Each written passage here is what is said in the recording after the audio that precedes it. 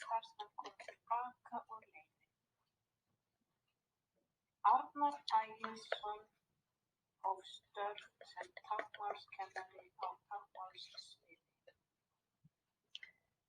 Sigurður Jóel Vigfússon og Steinunn Birna Jónsdóttir hófu störf sem táknmálstúlkar á túlkasviði en þau útskrifuðust bæði sem táknmálstúlkar frá Háskóla Íslands nú í sumar.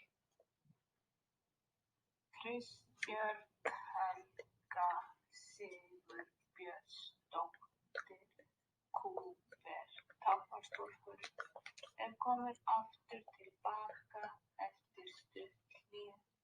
Hún var einnig ráðin á túlkasvið. Sara Snorradóttir er komin til baka úr leyfi og starfar hún með Gerði í túlkaþjónustunni.